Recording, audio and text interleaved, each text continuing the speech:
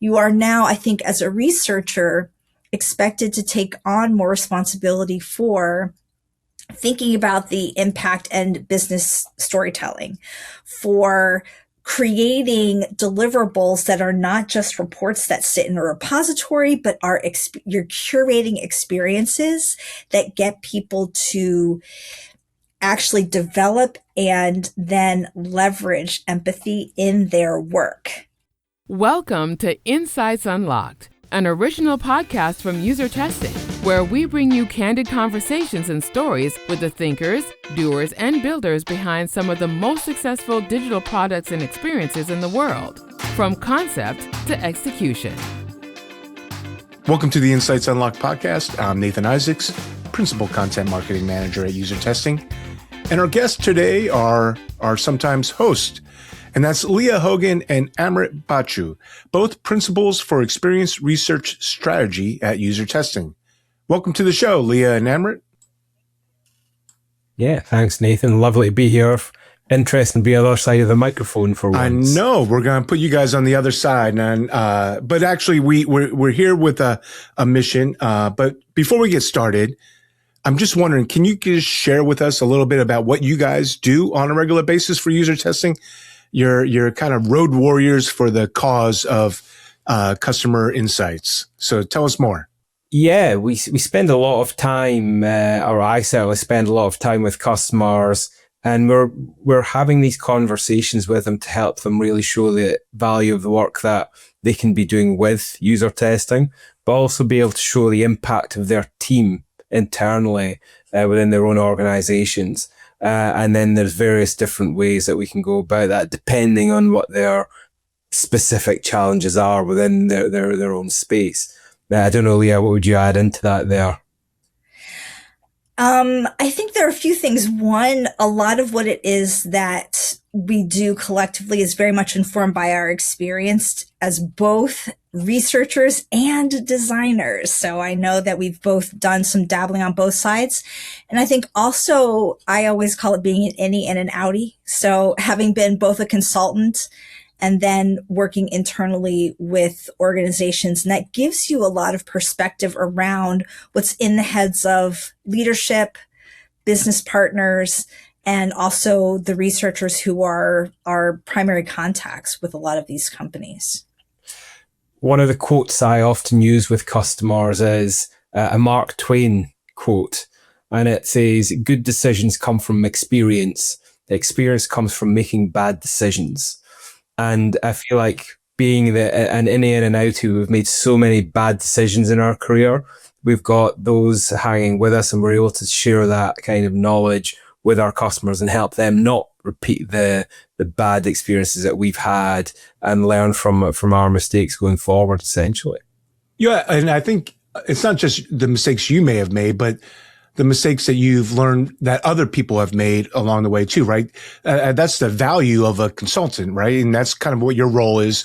You're coming in, helping these Fortune 100 companies or whatever it might be, just to speed them up, right? To help them avoid some of the mistakes that they may go through, or not even mistakes, but just time to see the value in whatever they're trying to do, the research that they're doing. You can bring in and like, oh, well, a healthcare company may do this, or a technology company that we've worked with in the past has done this, and maybe approach it in that way. Or you guys are both experts, not just working with companies, but talking with your peers around the world. And so you're bringing that sort of expertise into the whole thing. And I guess that's why we have you here today. We're just kind of curious what customers are thinking about and talking about and worried about as we head into 2026. So, Lija, why don't you kick us off here? Yeah, so we have a number of topics, and I know I talk to multiple teams every single day, and most of them have a global remit. And so a lot of them are really focused, I think, on that first piece around AI. And having just come from a webinar and hearing a lot of leaders talking about the challenges that they're facing in that space, AI really is here to stay. I think that's one theme. And it going into 2026 is critical for us to define how we create agency as both leaders and individual contributors so that we're not on the back foot going forward around artificial intelligence. And then how do we essentially execute on that promise? And when we're in this space where there isn't a lot of experience, actually, because this is actually new, I think one of the biggest challenges I'm finding is there isn't a whole ton of storytelling that is established over years of practice yet. But people are using some of the strategies that they have built over decades of practice and reframing them in this new space. And I think you probably have some thoughts about that too. Yes, I think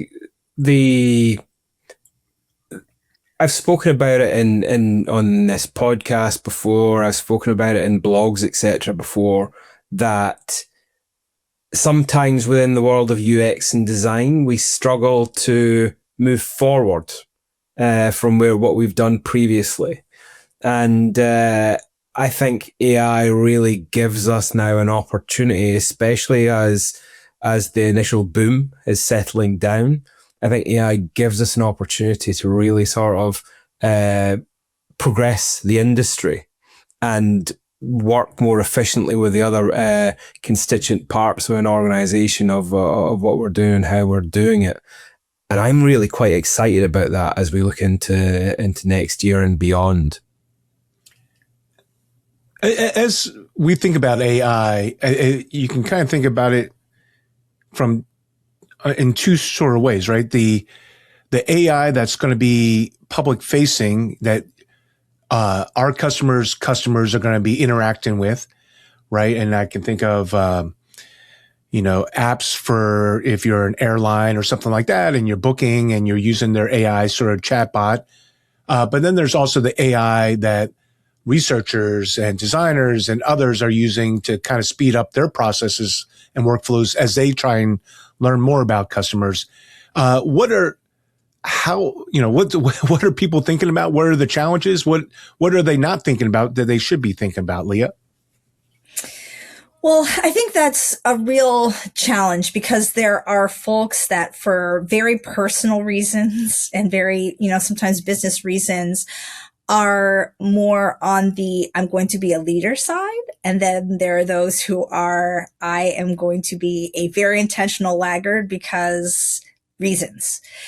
And I think that there's a grounding for both of those perspectives in reality. So for the leaders, what I see is a lot of experimentation and training and figuring out what the use cases are that make sense contextually. Because I think a lot of companies' leadership teams are saying use AI, but they aren't providing a framing to say like, here's how we expect you to do it. Here are the guardrails. Here's where it shines. Here's where it's not a great idea. So they're basically relying on teams and, mid-level management to essentially define what those use cases are and then how to do it. And there are teams that I think, don't see a whole lot of value yet in what it is that they're doing because there are a variety of reasons. One, some of the tools haven't gotten to the point where they are robust enough to be able to deliver on the promise that I think the hype is out there setting expectations around. And then I think the other piece is garbage in, garbage out. And that garbage in can be the actual data. The garbage can be the prompts that you're using, and even the logic that you're using around just how to use it. And so you will only learn whether it's garbage when you try it, and not just once, but multiple times. And so I think it's a little bit of a moving target, but I'm curious to hear what you have to say about that too. I'm picking up on that element of garbage in, garbage out there, Leah. I think as researchers in particular, we're usually quite quick to dismiss the garbage in, garbage out element of it. If it's not giving us the answer we want really quickly, we fall back on our previous experience and say, that's not the way to do it. We should do it this way. And I think there's going to be a need to go through trial and error as we move forward here. As you said at the top, AI is here to stay. So how do we do experimentation on our research process to find ways that uniquely within our organizations benefit us? It may not be the same for each organization, but you've got to try things. You've got to not be successful. I'm not going to use the word fail. You've got to not be successful. You've got to learn why you weren't successful and try again in a different way moving forward. And I think that's got to be a really underlying foundation of how we think about using AI within research and design and CX over the next few months and again going into the next year as well. We've had a few episodes on the podcast. I think we talk about AI every episode, but we had Mario Calagaro, who was talking about really about the different prompts and learning from prompts and sort of the science behind prompts with researchers and learning about that. We had John Whalen on talking about synthetic, and you both interviewed each of those guests. Also, I think, so there's something to be said there, and for people to go back and listen to those episodes. We'll provide links to those. And something in my role, which is not research, I'm a marketer, but I'm produce videos and we're relearning how to do videos, right? Everyone can create a video, but you can't create a long video with AI, right? You have to, you're hearing about these things that sort of blow up. There was a fast food chain that, produced a holiday commercial that had to get pulled quickly because it was insensitive to a lot of people and just didn't look that great. But I heard that the team that produced it did it with 70,000 prompts. Like, I don't know what, like the effort to do all that for this AI video, probably you could have done it cheaper and faster if you just done it the old fashioned way. So I don't, but it's always have an experiment and learn along the way. But also I'm wondering if you think about it from the customer insight and your customer's point of view, what should companies be thinking about, as they play around with any of this AI, whether they're using it internally or putting it out externally, Leah? Like what it's that risk, right, of like blowing up in your face. How do they avoid that? Well, I think the biggest, I personally have my own rubric actually for when I choose to use AI or not. And it's really informed by experience that I had where I was working on this very normal, very practical task of creating screeners for like 7 different segments, right? Working alongside one of our customers. And I thought, this would be a great potential use case, right? For bringing in the assistance of AI to just like polish and provide some additional best practice guidance and all that. And I did a search using, I will use just say an unnamed LLM and found myself being quoted back at myself. And that was like truly a moment where I was thinking, gee, the moment when that you would totally write it faster and the AI is just going to quote yourself back to you, that tells you should just like spend the time writing it yourself because you are going to be better, faster, and spend less time just trying to fix the slop. And so I think there's one, like the rubric in my head is it the sustainable option? Is what I'm about to do worth the energy and the water required to produce whatever it is? Yeah. Yeah. Yeah. And then I kind of go from there. Like, how much work is it going to take me to do it versus get it to be just the right thing in the back and forth that you need to have with a collaborator? And then I think, the other piece is, practically at what level of like dialed in granularity, precision do I need to have this answer? If it's just it's a draft. But if it needs to be like perfect and polished, how, like, I will invest the time and the attention. But go ahead, Amrit. I was going to, and yeah, if you can also just address like what companies should be thinking about as far as testing whatever AI they're going to roll out. I was going to say, Nathan, that said fast food the chain that you referenced should have user tested that video before it went out. And I think that's a really good example there of no matter if it's AI or anything else, the time that you've got is going to dictate how you go about that task. But if you're taking a new approach to something, then you've got to have a way of validating it. If you do not have the time to validate your approach, then that's probably not the right approach to use at that point in time. Whether that's through user testing, whether that's through analytics, whether that's through anything else, you've got to make sure that you're validating it and you've got the elements in the right place, and you've got to understand how you're validating it as well.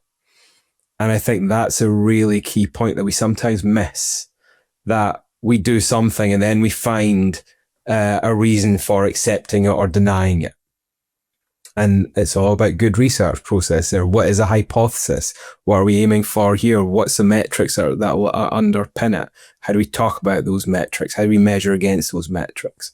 And I think this is where Leah's example of the unnamed LLM spitting back her own language at her, Leah at least had the time to go and do that at that point in time. She was able to validate it and then come to her own conclusion off the back of it.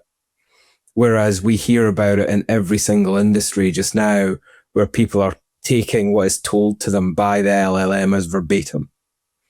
And if you're not at that point of double checking, we know fine and well that same system, the same question asked in the same way, may get a different answer at this point in time.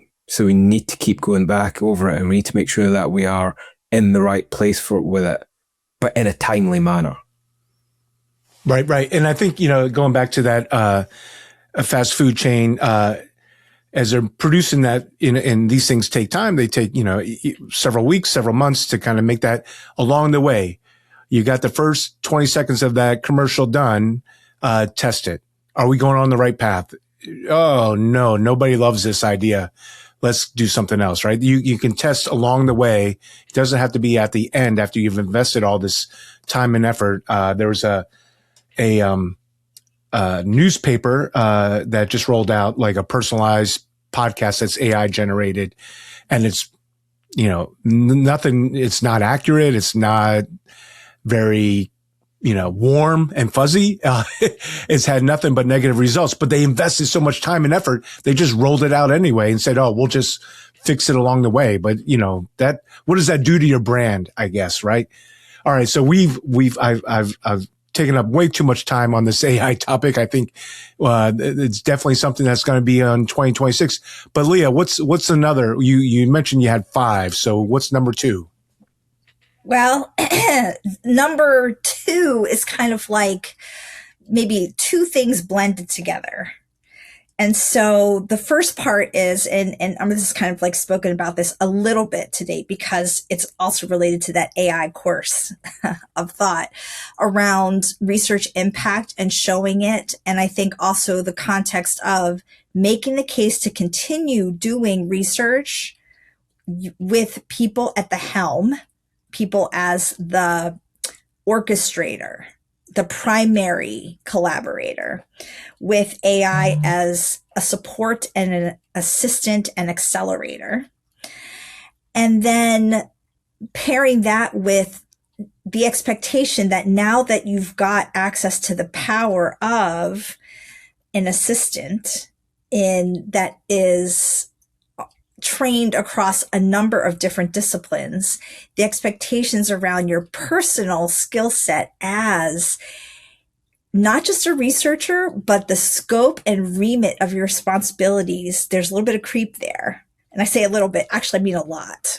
So there's like, you are now, I think, as a researcher, expected to take on more responsibility for thinking about the impact and business storytelling, for creating deliverables that are not just reports that sit in a repository, but are you're curating experiences that get people to actually develop and then leverage empathy in their work. And notice I didn't say design work, because it's not just designers anymore. It's everybody who benefits from human insights. And I think that it also manifests in that, we've had this pendulum swing. I've been in the industry long enough, and I know Amrit has too, to know we go through these periods where people are unicorns and specialists. And we are now in the unicorn end of that pendulum swing. I think it's an exceptionally exciting time to be within the industry. Whether it is, I know you didn't specifically mention design there, whether it's UX or design, CX, where we've had over the last couple of years a fear of our industry, a fear of losing jobs, etc. AI coming in and taking over these jobs. We've now got that opportunity with the benefit of AI to really own that internal communication, that internal impact communication within an organization. Because now your tech stack is open to you. You can go into your analytics tools, you can go into your survey tools or whatever else it is that you're using for quantitative insights, and you can go and pull from it what is of interest to you. You can then mold your insight story around the qual and the quant being combined together a lot easier.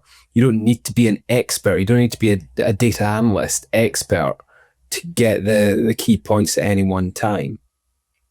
You can then use that, leverage that to tell your story. And ultimately, not everyone can tell a contextual qualitative story, but everyone is interested in the quantitative story.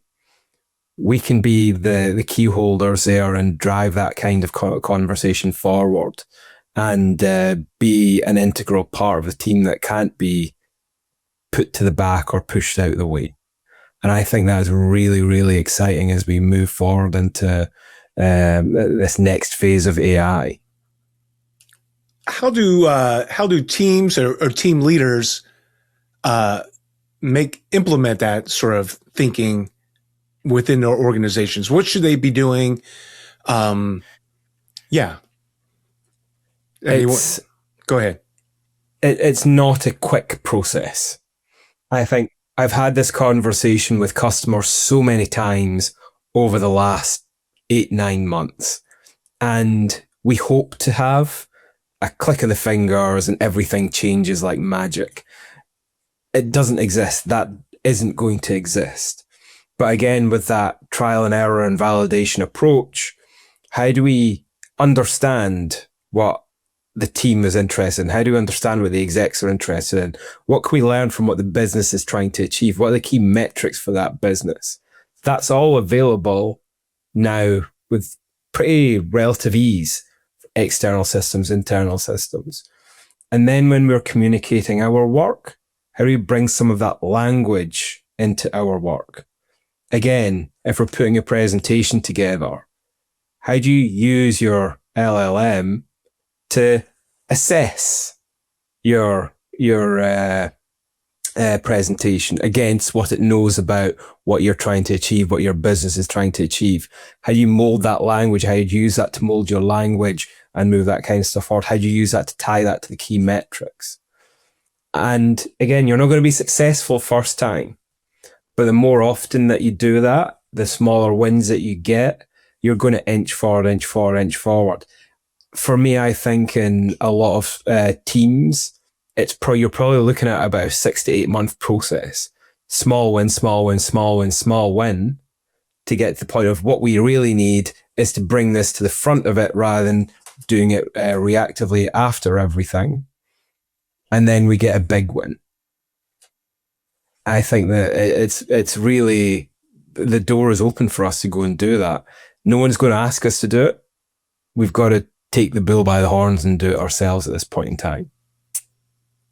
I'm reminded of a conversation we had on the show where someone was using an LLM. They had built out a persona of their boss in the LLM to review their work. My boss, or my customer asks a lot of questions about this.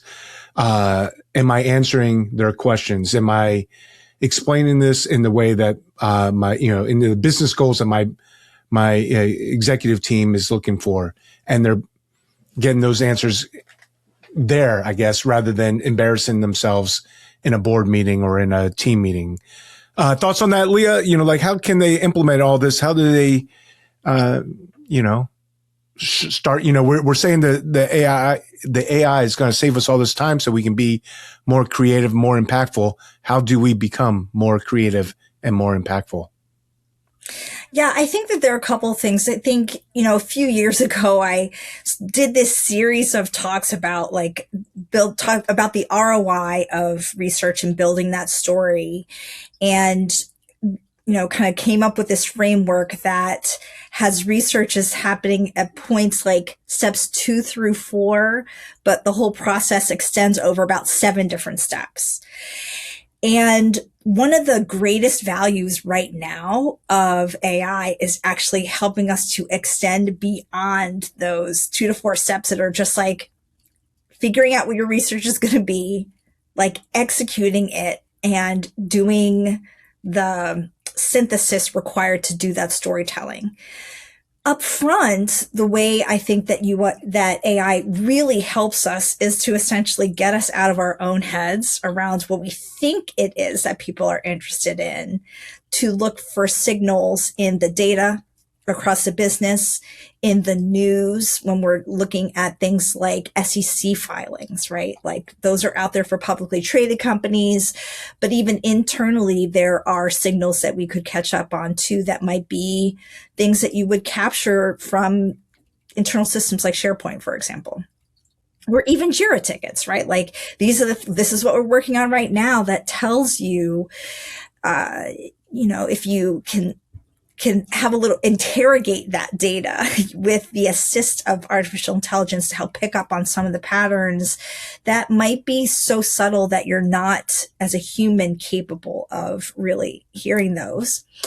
And then at the other end of the spectrum, I think AI really helps us accelerate reframing that story in ways that are accessible to our partners. So, to John Whalen's example, like your deliverable might be a synthetic user persona that is built using the data that you collected in qualitative research and quantitative research, right? And in that case, you are really essentially leveraging research insights in this way that's more useful to people because you're not forcing them to read it. Instead, they're saying, well, what do you think about this? Right? And it's based in real data and not in synthetic data. And I think that is one area actually where I think researchers have been very concerned, like we're going to replace the voices of people. I think we should not be. And this particular use case where you're centering human voices and feedback, but then using it in more creative ways is a great area of opportunity for us. And I mean, who hasn't like rewritten a presentation, like an executive summary for like, we generate these beautiful, rich 70-page reports, and it usually takes another like 10 hours or something to create an executive summary because editing something takes time, as we all know. Well, AI can summarize that for you in seconds, and why not use that so that you can go on and do other great research with people? I love how you framed there, Leah, the bringing together of Jira tickets and etc. and everything else. I think it brings on the next positive impact from a team's perspective of breaking down and connecting silos within an organization. When you've got that kind of access to, we don't always have our eye on what the Jira tickets are saying as a researcher. But if you're able to quickly have insights and connect those insights to those Jira tickets, you've got a really quick way of communicating with that team. Same with the analytics team. You've got a really quick way of connecting with them, communicating with them. Same with marketing teams. Same with call center teams, customer support teams, whoever they may be, wherever they may be in your organization. This kind of approach will help you connect those individual silos with greater ease. And that can only be a positive from my perspective. Yeah, I think, that kind of very much dovetails with the next point, which was really around the fact is you cannot operate at that high level without an intentional approach to the operation of your research, right? And so the work that I've seen, Kate Towsey and, her new book, and then Jake Burghardt and his new book, really around how do we make sure that all the rich work that we're doing is focused on the things that matter for the organization, is being communicated effectively, and is essentially leveraged as that first stop when we need to make decisions, rather than just spinning up more and more research just because we were unaware that we already had this intelligence back there. And so I think the operation and then scaling, and how do we make sure that we are creating robust feedback process that enables everyone to be at least minimally competent around collecting feedback in a way that drives high quality business decision making. That is, I think, one of the top things that people are really, that's keeping them up at night. Actually, I think it's more of a worry than something that people are necessarily looking at with enthusiasm, because there's a lot of risk there, right? So, yeah. I know that I do this in my work with the podcast and with content, that I create for the user testing, all of our marketing activities and stuff like that, the blog and so forth, is I think about how I can share, hey, we just published this thing. I think about, and I use LLMs to help me rewrite a notice for a different audience, right? So if I'm sharing that with the sales team and the go-to-market team, I say one thing. And when I do this for my marketing peers, as I want them to roll it out in our social media or in email newsletters or something like that, I share it in a different way. But the LLMs let me do that in a speed that I would not, I wouldn't have done that in the past. I would have taken a lot of time to write that little message, and then we kind of repurpose that message over and over again. But now I'm having customized messages pushed out within a few seconds. And so that's one way to kind of get that, right? Is to think about how can I use this research, so that's my example. But what Leah, you're talking about is you have that 70-page summary of what you just did. And now you need to be able to talk to engineering, and you need to talk to the business leaders, and they're thinking about this in two different languages, right? And engineers think about in sprints, and your executive team is thinking about, how much are we going to make, or how much is this going to cost us? So that's something to think about. I also, and I think you alluded to this, and I want people to, we had an episode with Udi Lettergore, who's former CMO over at Gong. And he's like, yeah, you have to budget time to experiment. You know, like, there's no LLM that would have said, hey, stick peanut butter into chocolate. It's going to be amazing. Somebody had to just kind of experiment to find that out. And I think maybe throw in a bunch of different research that you've done over time, right? Jake Burkhart's talking about stop wasting the research you've done. What can we throw into the LLM and see what comes out of it? You know, hey, we found out that there's a common audience, or they have a common challenge, or whatever it might be. So we've covered, I don't know how many topics. 1, 2, 3, 4. We've got one more. All right. Amrit, do you want to introduce it, or do you want me to do it? Well, fire on, Leah. I think we're going to speak about the new voice paradigm. And when we were speaking earlier on, you had some interesting takes on that. So I think the guys would be interested in hearing that. Well, so I think I had a conversation about 2 years ago with someone who was leading efforts around conversational research at one of the major companies, software companies out there. I'll just say that. And they said, the screen is dead. We only care about conversational design from now on. And at the time, I just chalked it up to, of course, because this person, that's their job, like, and that's what they're really interested in.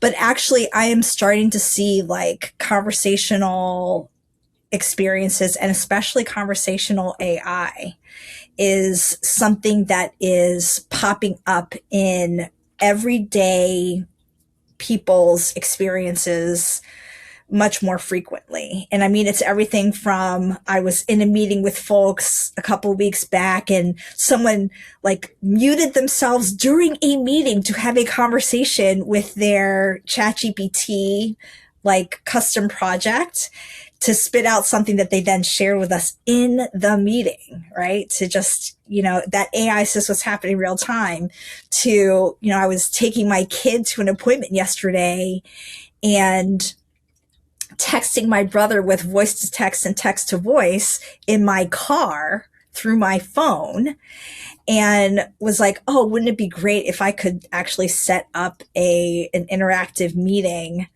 by just, telling my systems to do that for me. And so I think we're starting to see a lot more cross-platform service design that enables us to more seamlessly go from screens to voice to touch to gesture.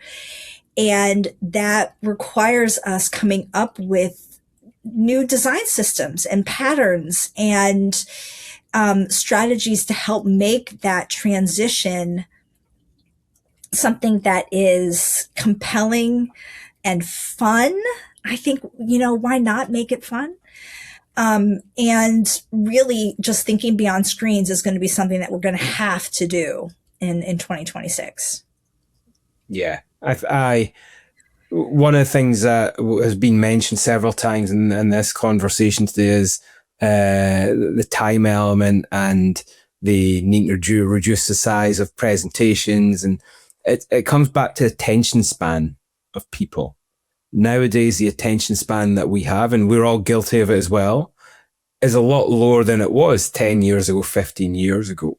The patience isn't there anymore.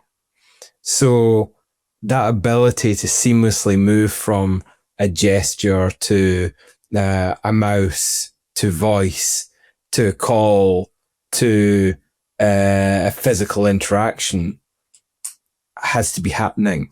It has to be at the forefront of designing a journey's thought process. And I don't think we're there yet. I think we end up, again, a lot of the conversations I have with customers, we had a great one this week where we were talking about a digital team who's, I'm going to try and avoid saying their names, so I'll do my best here. A digital team who work in a mainly physical product, essentially a place that you would go to. And they were talking about how their app could help the customers so much if they can get the customers into the app. But the team that own the floor space, the marketing team that own the floor space, don't give them access to get the team to the app, to the customers to the app. And that has a negative impact on the spend of the customers in that space. And that's a really good example of an omnichannel experience that could be so better improved if we thought about the different types of interactions that could be happening and what that app could do. And then when we introduce the ability to use a voice search within the app to find what you're looking for, it's a revenue generator. But I think, there's a lot of, again, green space to play with there. Yeah, I'm just thinking it's something that's been said many times, right? Those teams are, they're going to do the work that they're paid to do, right? And so, that one team is like, we're being measured by people coming in on the floor space. They're not incentivized to get people onto the app. And so that's a challenge of the leadership team, really, to say, hey, look, your silos aren't going to work here anymore. We need to be thinking about this in a different way. But then there is an episode we had, and I keep mentioning episodes, but we had Greg Noodleman on back last spring, who at one point says, like, UI is dead. Like you have to think about it. There's not going to be a click this button anymore. It's going to be, telling the prompt what you want it to do, type of thing. And I don't think we've really even discussed, because we don't really know how agentic is going to play into all this stuff, where we just build these sort of tools. Me as a consumer build my own shopping tool, or the brands that I interact with on a regular basis, the grocery stores, the bike shops and stuff like that, are building their tools to deal with me, right? So there'll be, and then we'll let those two battle it out, and I'll have more time for biking. Any last thoughts as we wrap up here? I just want to tell a funny story as Leah was talking about text to messaging and back again, that even the voice recognition isn't quite where we want to be yet. Me and my girlfriend were trying to make a Christmas list of what ingredients we need to make Christmas dinner. And we were standing there in the kitchen looking at the cupboards. What do we have? What don't we have? And we were trying to use Alexa to make this Christmas list. Alexa, add this. Alexa, add that. And as you know, I've got quite a strong Scottish accent, as does my girlfriend. Alexa did not quite nail that Christmas list. So we've had to resort to pen and paper to make sure that nothing is missed off it. And I think, to me, that shows that we are trying to take those steps forward. There's a lot of opportunity for us, but don't be afraid of falling back on your tried and trusted ways and when you need to. Well, and I think that's a great example of something that Leah said earlier too, was like, you gotta, if it's not working, it might just be faster to do it the old fashioned way with a pencil and a Post-it note and write it down. I really appreciate having you both on the podcast. We got to do this again. I really had a great time today. How does anyone learn more about what you guys do and your thought leadership and anything else? Well, I know this. We, both of us, do a lot of writing and presenting, both through the framing of public facing presentations that we have at UserTesting. So if you go to usertesting.com and go to the blog, we're there. Obviously, we host podcasts with you, alongside you, Nathan. And then also, I think another great way is reach out, if you are a UserTesting customer, to your customer success manager. I know I talk to one-on-one with teams multiple times a day about the things that they are working through, and cover a lot of ground in that space. And so, yeah, that's another way to reach out. Yeah, Amrit, any last thoughts there? No, I think just feel free. You've got our LinkedIn profiles, etc. there as well. If you have any kind of question, big or small, feel free to jump in, ask away. I know Leah does it as well. We will usually share some of the things that we're doing within that kind of environment as well. But yeah, absolutely. If you're a user testing customer, speak to whoever you speak to at user testing and feel free to ask for us. Perfect. I'll just throw this out there too. If anyone's listening to this point in time, and congratulations and thank you. But if you have a question, shoot us an email at podcast@usertesting.com and we'll start putting together a list. And so in a quarter or 2 quarters, we'll have another one of these, Ask Me Anything sort of episodes where we can talk about questions that may have bubbled up. So until then, thank you both. Have a great day. Thank you. Thanks, Nathan. 1 second.